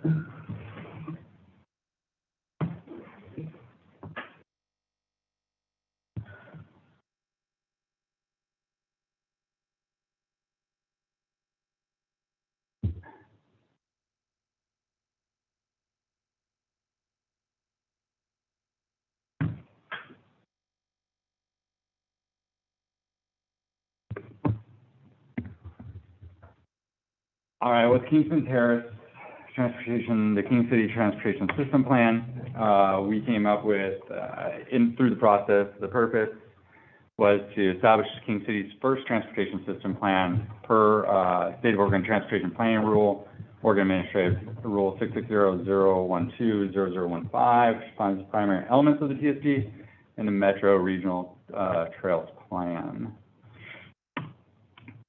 Fortunately, I can't see my notes because of the way that this thing's doing it, but hang on with me. The purpose and requirements is we follow the transportation planning rules. We go through the comprehensive understanding of existing multimodal transportation system that services the city and how well that system performs its expected functions today, and then look at what it's going to do over the next 20 years and come up with a system of street networks, trail networks, multimodal networks that will service the city in that time period. So that does, what DKS did is they looked at King City and all the surrounding areas. They used the Washington County Urban Reserve transportation data, which took into consideration all the urban reserves from Kingston Terrace, City of Sherwood, River Terrace 2.0, and Cooper Mountain to come up with their traffic figures on the west side over here, and that's what DKS used to function their model. Now, one of the things that wasn't understood earlier when questions were asked to SCJ is what they were basing their data on, and SCJ was just basing their analysis for the alternative analysis on the information for Kingston Terrace.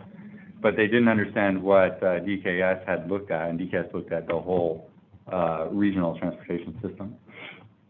So the Metro Regional Transportation Plan basically sets forth a series of requirements that we have to identify, both regional transportation needs and local needs and solutions. So that's going to be how we manage that transportation system, where our transit, bicycle, and pedestrian routes are, what those projects are, land use strategies to reduce our auto dependency. That could be things like vehicle miles traveled. It could be electric infrastructure that we put in for electrical cars. It could be multimodal facilities, trails, connections, things of that nature, ways that we can reduce vehicle miles traveled. A lot of those are like direct routes. There's also the climate-friendly initiatives that are out there that are weighing heavy on some of the transportation planning as well. And finally, you have your connectivity. I mentioned about your motor vehicle capacities. And so what we have is some systems through our area that are already kind of at their capacity. Those particularly are going to be Beef Bend 99W, Fisher 99. We're projecting Roy Rogers at Beef Bend is also going to have a problem. I have a map that's going to show it here in a minute, but. So you said there's currently a problem too, right? Yeah. I believe that they identified current problems already. The King City vision, this is our vision statement taken right out of our transportation system plan. It's basically to develop an efficient transportation system, supports healthy, active citizens, all ages, all abilities. It incorporates a number of goals, policies, and other elements to try to meet this vision. I have a question for you, Mike. Yep. So the concept plan stated 4 connections, right? Montague, Fisher, Capulet, and B Street. Yeah. And there's an issue, social justice has come up with the B Street extension.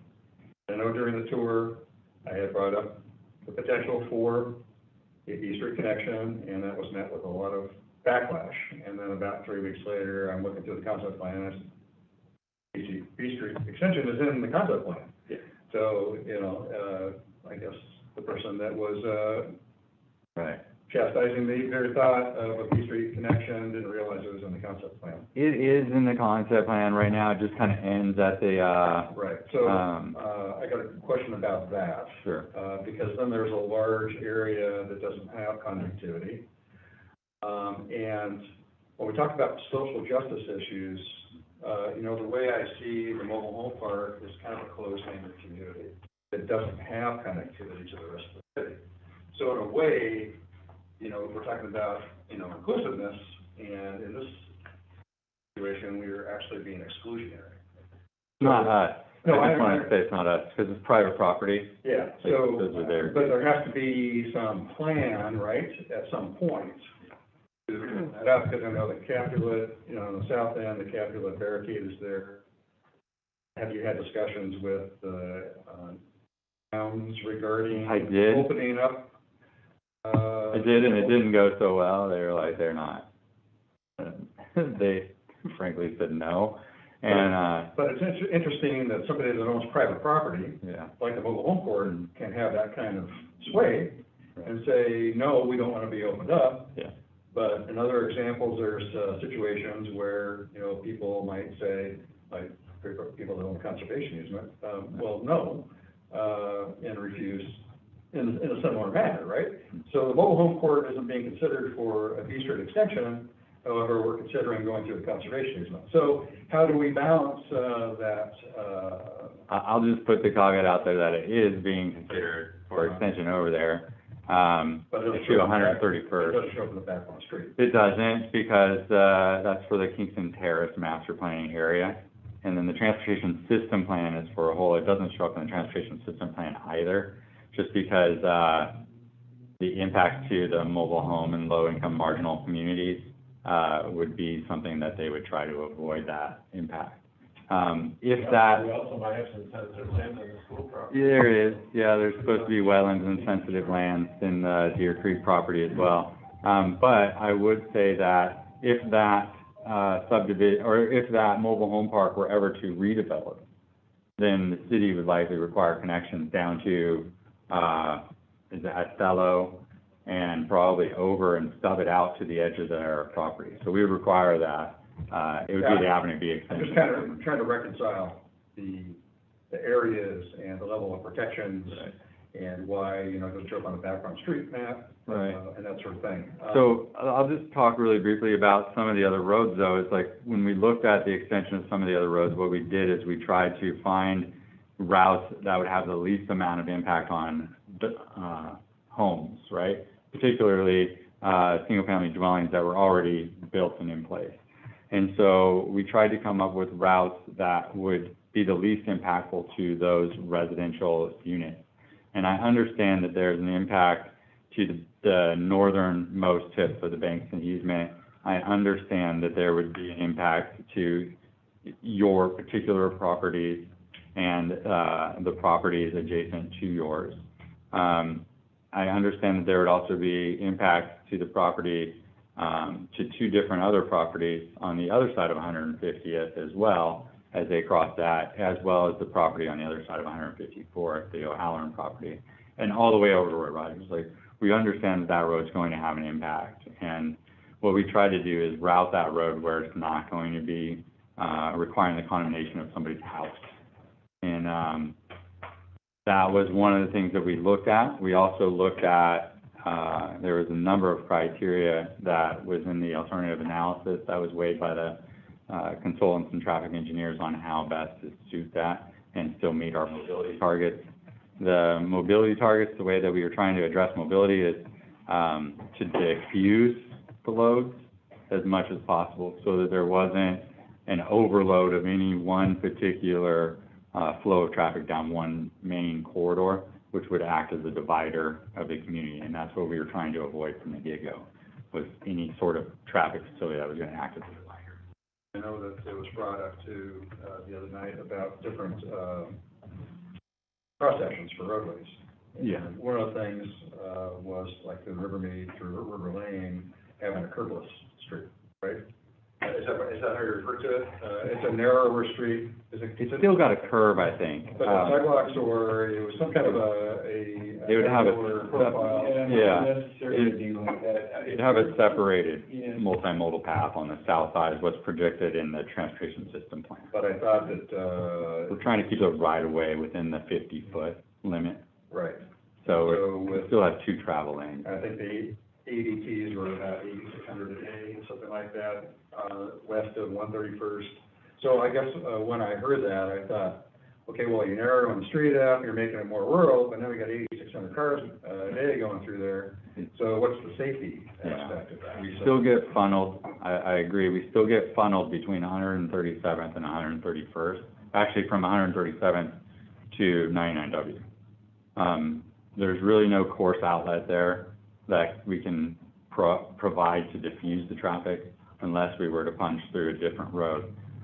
Capulet will be a connection, but it'll be a local connection, and it might provide some relief, but the road itself isn't built to handle any type of consolidated loads like Fisher is, or, and even then, you know, Fisher's only 36 feet wide. It's not a Beef Bend style street. So, you know, you're still putting loads on these traffic facilities. And so one way to look at it would be that we want to build these traffic facilities to the safest means possible. But in doing that, you're looking at a potential for a wider profile and a bigger impact. And so we're trying to find that balance by narrowing the profile and reducing the impact. And I think, you know, there's been a discussion about higher density, populations being more on the northern side. And so just for, hypothetical,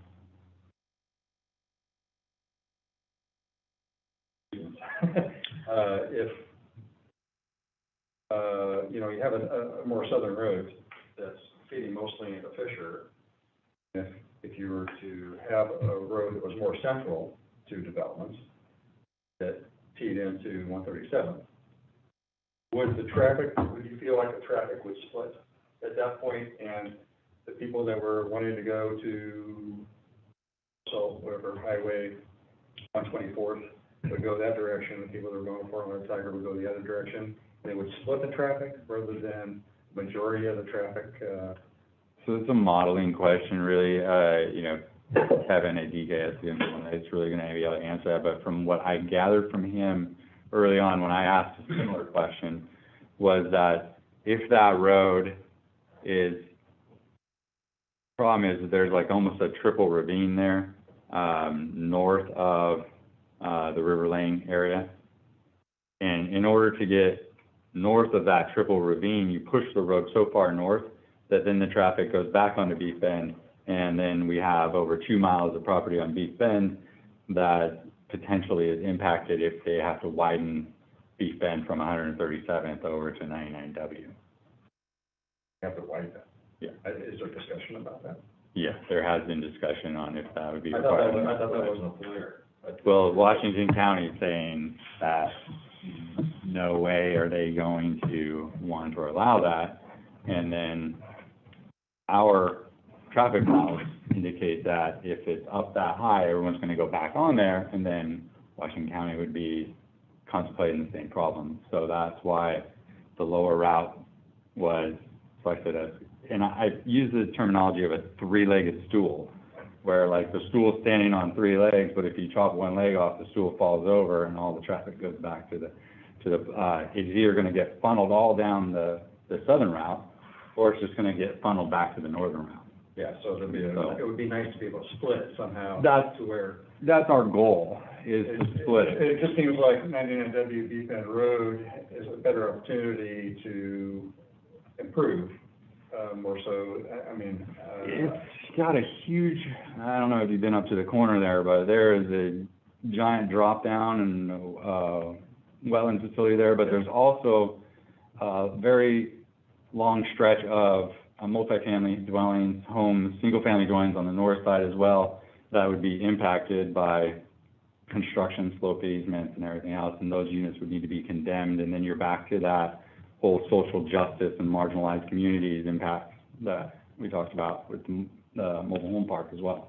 Yeah, So- and in the circulation analysis, you know, it talked about LEP, you know, there were 3 categories, I think, were, 3 different categories. And when they did their analysis, I think they took half-mile circles or whatever for each of the 3 alternatives. Or, at that time. The differences were very small. There was like 31%, 33%, 32%. So the impact seemed to be the same no matter where you went. It's interesting that you say that, because a lot of those figures, like, are taken from what's on the ground today. right? So what will happen when we have an entire planned community and you have multifamily and mixed income housing throughout the whole area? It's all going to be different, right? So where are those marginalized communities going to be in the end? I'm not sure. It was kind of a tough factor then to try to prove something. I think that, you know, I leave that to Ann and her consultants. I'm not the expert on that evaluation, but that would definitely be a question I would ask Ann Sylvester when we get to the master plan piece, because her crew over there at SCJ is the one that tackled that. But it was a little confusing for me too, because I'm looking at it and I know what the TAZs say, and trying to figure out what's going to be on the ground in 20 years versus what's on the ground now is completely different. Yeah. So I didn't understand how those social equity components play on the Kingston Terrace area if nothing's built there yet. Right. So I'm in agreement. Anyway, goals, you guys had plenty of opportunity to read, hopefully, the 7 goals that we have here. I had some notes, but again, I can't read my notes because of the way that this presentation is going. So I apologize for not being able to go through that. Growth projections right now, population, King City is about 5,100. We're projecting that we're going to be close to 14,000 to 15,000 population based on the number of units we have by the year 2040. We're also projecting job center on the other side. So we're projecting that people will have more opportunity to work close to home here in King City. This is the average daily trips that Commissioner Myers was just talking about, and how those trips might be routed or projected through, how they might be split up between walk trips, transit trips, bike trips, drive trips, and the like, based on our trail system and road network that we have projected in the aspirational projects. These are our problems right now. The redder it is, the more of a problem it's going to be. You can see the problems that we've already talked about at Beef Bend and 99W up at the northeast corner there. You got 99W itself. You have 99W from Durham to the Tualatin River and south to 124th. You have Fisher Road, essentially, extent. You would have Beef Bend from about 150th over to 131st as being a problem area.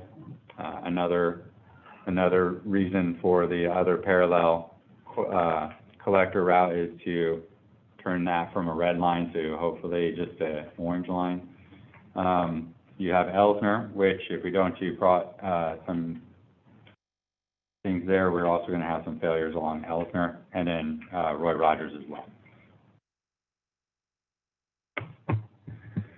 So some of the solutions, these are out of our TSP. Some of these routes have changed, but for the most part, you can kind of see where we were projecting, where they're going to go, and how they would relieve some of the problems. These are the main backbone streets that came out of the transportation system plan, and where improvements would be needed along the one. You can start on the far side. 116th would need improvements. Royalty Parkway needs some improvements. Queen Anne needs improvements. 131st would need improvements. Fisher Road would need improvements. 137th would need improvements. Myrtle would need improvements.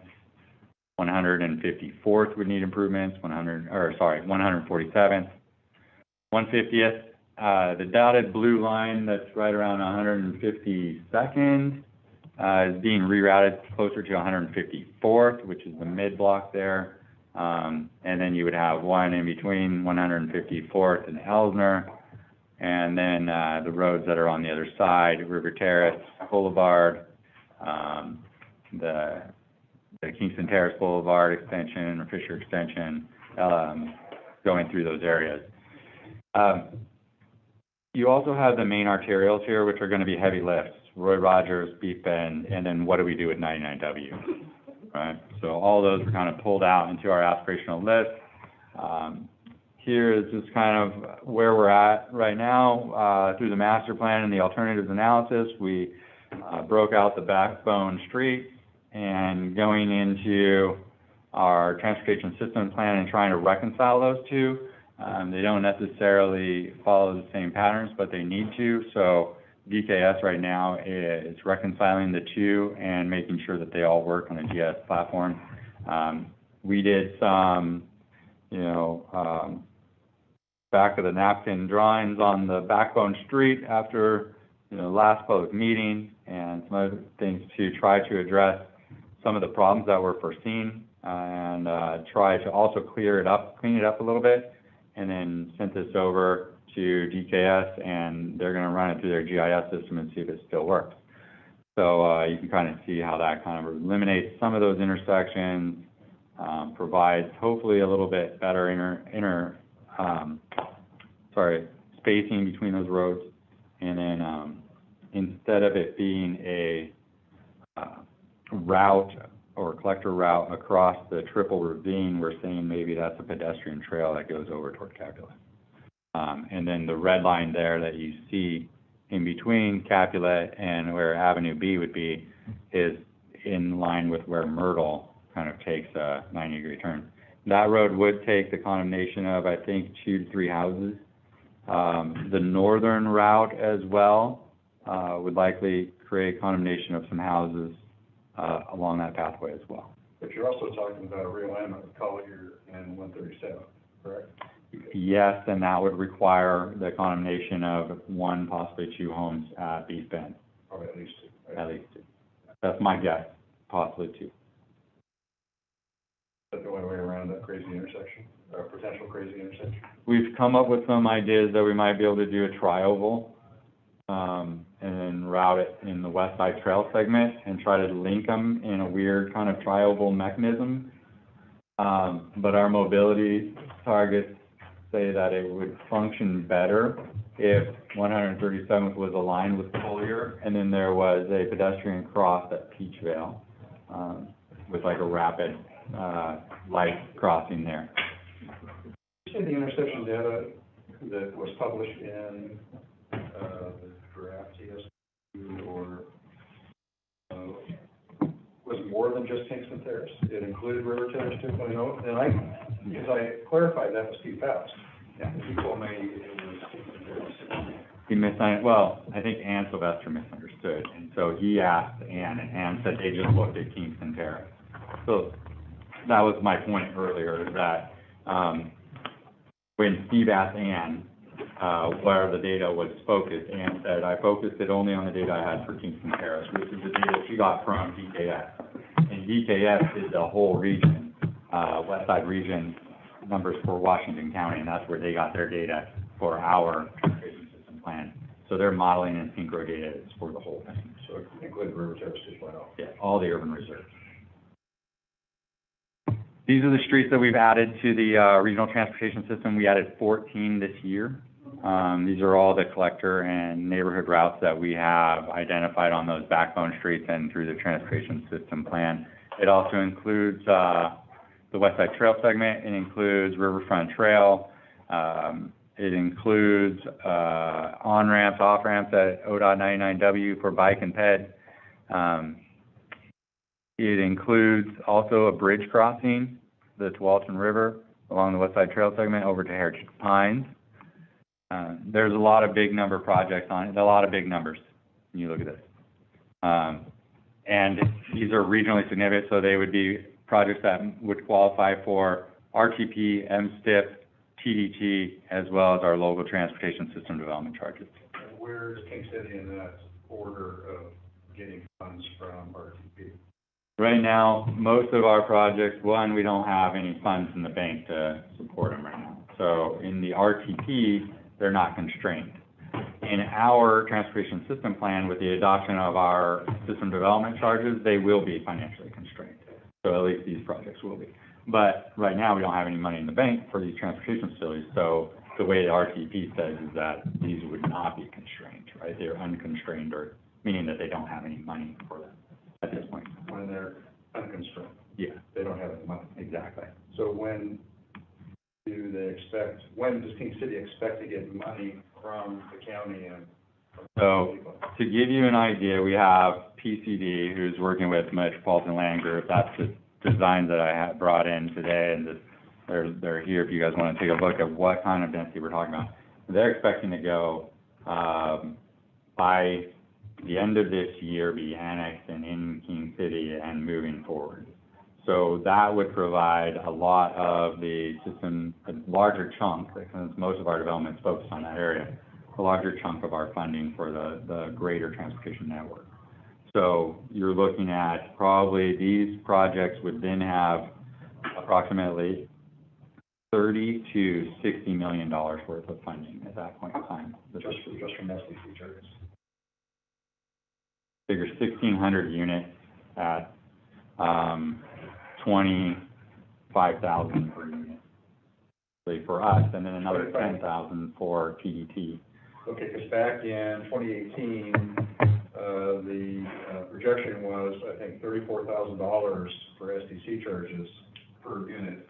I think it was like 40,000 per 1,000 square feet of commercial space. Yeah, I think we're still getting close to that. I think we're over that, to be honest with you. Because those were 2018 numbers, and when I talked to Jessica Peltz of Washington County, she said all funding, they were just told recently to increase the projections by 40%. Yeah. For anything going forward. Yeah. That's from 2018 till now, so I'm just wondering, you know, if you're still at 35,000, if that's a reasonable figure. It is because Todd Chase, who's with FTS, has just done the reconfigurations on that, and he's working the SDC figures right now at $2023. And then there's built-in escalation based on CPI every year, so we would have to just continually escalate those fees based on CPI. And also, when you talk about affordable housing, there was some talk about for lower income housing, those SDC charges could be either reduced or even possibly waived. Yeah. So then how does that affect, you know, I mean, how much of that is, I mean, I think there's a big push for affordable housing in Kingston Terrace, so how does that affect the overall SDC charges? Because you have to have a projection out of how many are going to be discounted, how many are going to be waived in order to establish a good number. Right? Yeah. So PCD has done a great job for us in coming up with kind of their general plan to give us an idea of what kind of densities that they're talking about, so we can kind of calculate the numbers of what we're projecting. So Todd's come pretty close. If you just were to take it by a per unit based on what we're projecting, you'd come out with like $80 to $90 million. But we're budgeting conservatively because some of those are going to be multifamily units, or there's going to be commercial units or retail units, and those are different. Some are higher, some are lower. Multifamily is like a percentage of the whole. So the idea is that creates multifamily as being more affordable, essentially, right?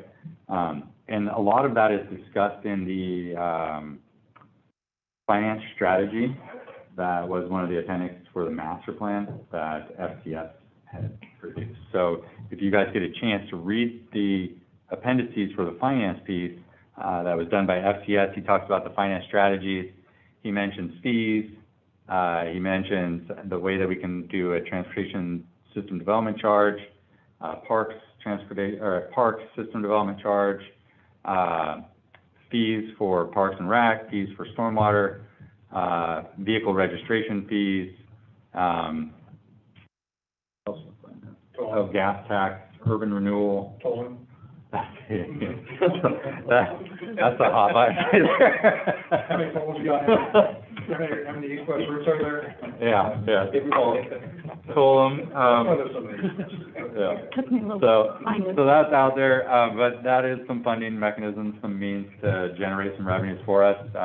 We're predicting that to get through Here we go. our tier 1 and tier 2 facilities, regional facilities, or aspirational projects, we're going to need, I think it was approximately $80 million for the transportation, and we have, I think, by the time we get to tier 2, about 90 million programs.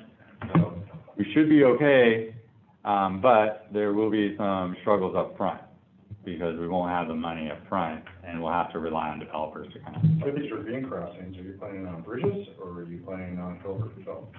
A lot of that's going to depend on what the developer decides to do.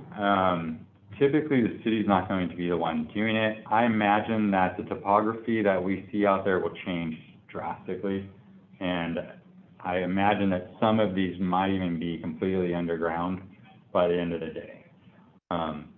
I don't know which ones, I don't know how it's gonna look, but if you go to, it's possible, what I've seen in an urban style setting is that some drainages are handled through culverts underground, and they do like the entire, they just modify the entire landscape to do their developments. And I've seen, I don't know exactly how it's going to go, but, you know, you just go look at what they did up on Bull Mountain there.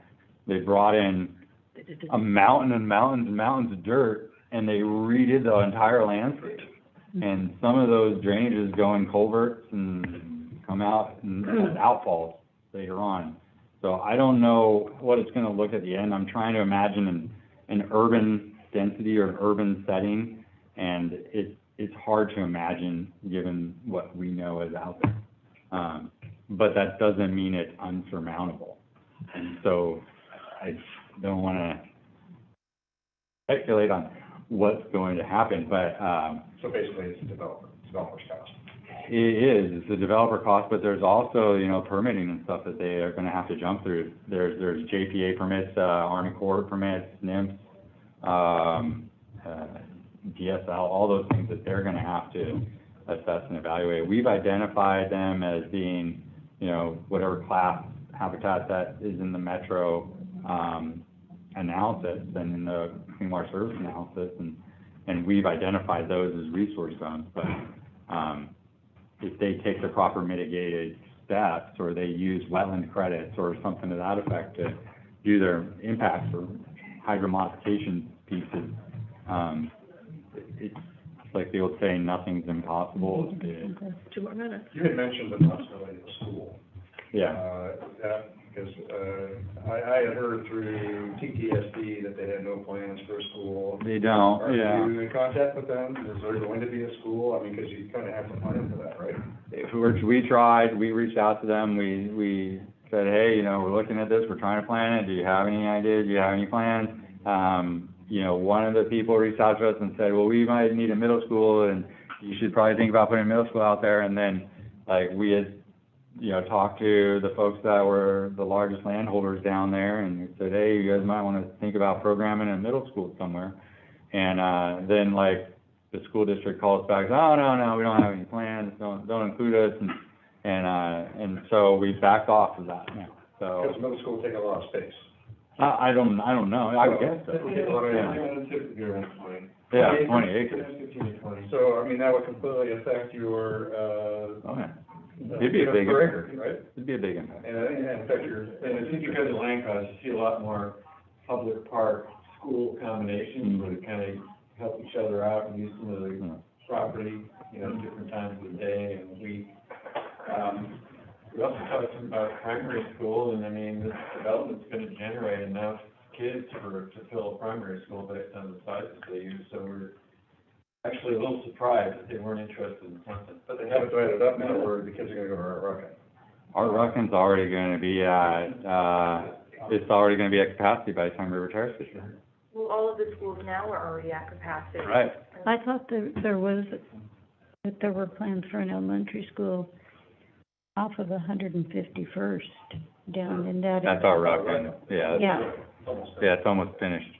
yeah. But it's gonna be at capacity, before it's finished. It's literally almost at capacity already, so, I mean, we brought it up to them, but, I mean, is it a funding issue that they're concerned around? I don't know. They had their chance to kind of join in with us, and they just decided I not to do think it. planning for the future is not a funding issue, then they might say, well, we'd like a school, but we have to pass a bond and all that stuff, which of course is understandable, but they don't, yeah, we couldn't even have been done, which is. Yeah. So the last round of UGB expansion, and King City was included, Sherwood pulled out.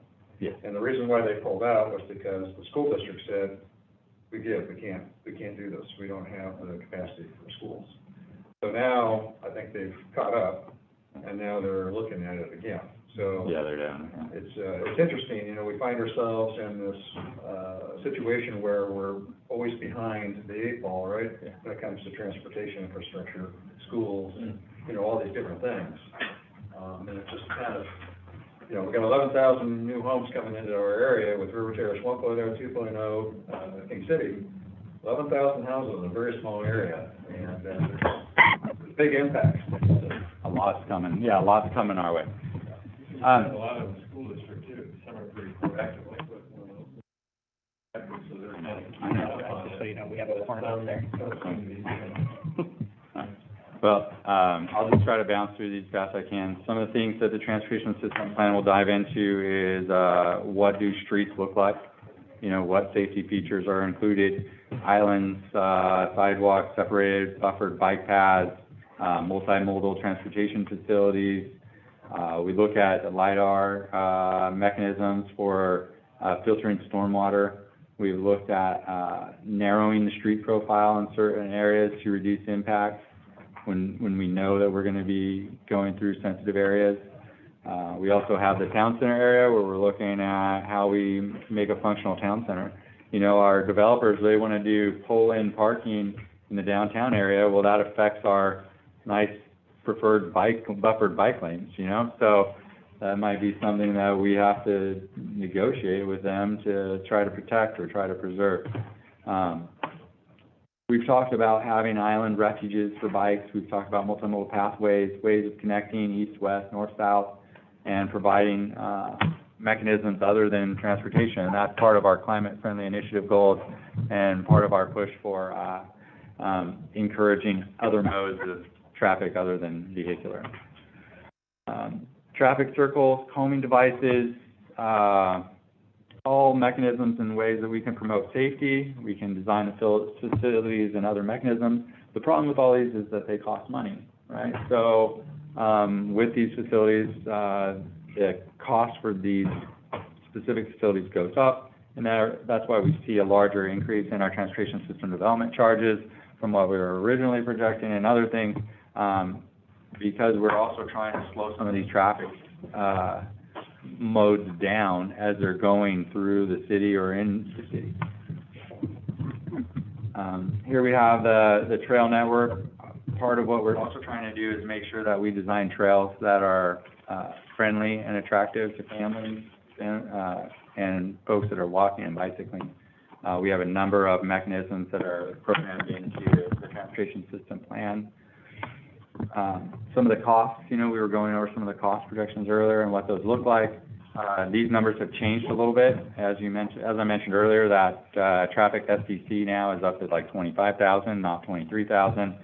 The parks is up at like 9 to 10,000 and not 78.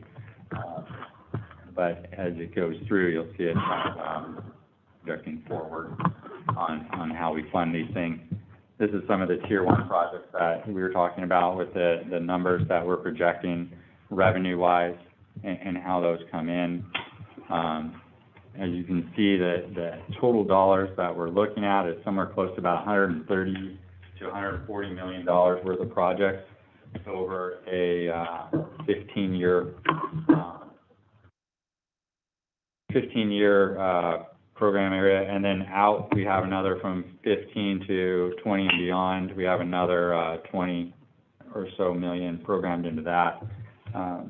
But as you can see, like we have developer share, we have King City share, we have our transportation development share, and TDT shares are programmed in there.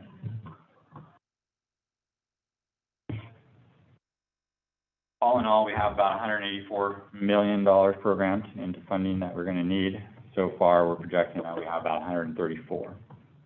And that's those projects that are considered strategic or falling out between that 15 to 20 year and beyond. Those are the ones that we don't have any funding programs for. So when we say aspirational projects, and those are the ones that we don't necessarily have funds to do.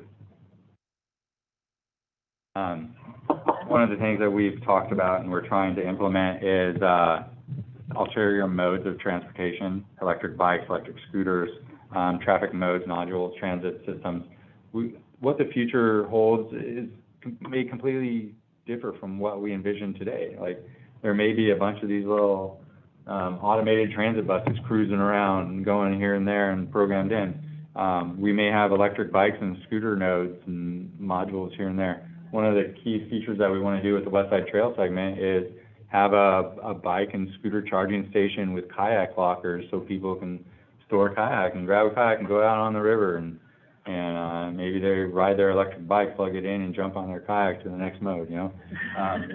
There's lots of cool things that we can do with our transportation system, and a lot of things that are baked into the transportation system plan so far. I apologize that we didn't get to go into the, Keith's presentation on master plan, but luckily that's a couple months away, so. When are these public hearings going to begin? Next month, so they'll start in March. March 22nd. I sent it out. I got an email, everybody should got an email. Yeah, so everyone should have had gotten the email for the, planning commission dates. We're programming, 2 full days and potentially a third if necessary. I don't know if we're really gonna need, more than just 1 full day, but I'm putting it out there just in case, right? Well, if they go for 3 minutes, you do a half a day. I mean, we might literally be able to get through the public testimony in a day. I mean, we might even be able to get through it in, you know, half a day or 3/4 of a day. It just depends on how efficient the planning commission runs the meeting and how efficient the people are that come up and give testimony. And then, you know, then it's up to you guys on how long it takes to deliberate and decide what to do. Well, then I would say it's incumbent on us to lay out for the public what we expect, Yeah, you know. yeah, a certain level of decorum. You know, how many minutes do you have to sign in, Yeah. et cetera, et cetera. We're definitely gonna do sign-ins, they're gonna have to do a card in order to speak. It may be something where, you know, I'm not sure how we do a public hearing, if we can do a public hearing next door or not, but, if we have to do it here, then what we could do is have cards, collect the cards, and then they're free to kind of sit and roam wherever in the building, and then we call them up as their card gets called.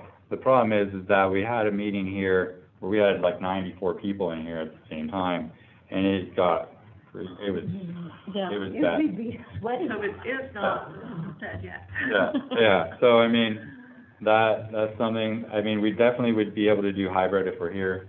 So there's always the option that they could provide testimony online, and then, but my question on that is how we manage, because this is all new, so, we would have to basically fill out a card for them somehow, some way, to submit. So I guess they could enter their name and information in a chat window, and we could figure that out, but we need to figure it out. Staff's working on it right now, on how we can juggle all the logistics of it, but, So 2 questions. Elizabeth just asked if there's not an opportunity for a roundtable.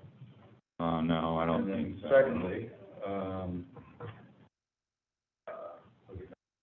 We can probably do a roundtable on the master plan, oh, before that comes, because master plan's not until April. So we might have an opportunity for a roundtable on the master plan. I don't think we're gonna have, an opportunity for another roundtable on transportation system. so are we considered trained? No, but, you know, I think we're close enough, so we can survive, hopefully, So we're not considered trained? We're close enough? I'll put enough So meetings are- to run. I would prefer that we had more training opportunities personally, and that I would really like it if, you know, I could get a representative from League of Oregon Cities or somebody to just come in and give us a training session. It just all went, Wasn't there an opportunity for online? there was, yeah, and I sent that out, and you had to register yourselves, and we would reimburse you and everything, so. Thank you. I put that out, when that came out. And you were gonna look into it? Well, it was just a YouTube video. It was a YouTube video that you could sign up for, yeah. So, in those circumstances, when I see something like that, I'm gonna email it out to everyone and say, here's an opportunity to go You've been doing it too long. join in. If it costs money to register, the city would pay for that registration. I think we had a couple people that actually went to that. I know, did any of you guys go to that? The League of, the League of Oregon City one, it was like $50 or something? I think it was 15. Oh, was it? Yeah, yeah. I know that I had at least 3 counselors go. we're done with this meeting, I can go. Yes, yeah. I know that we had 3 counselors attend, LOC session.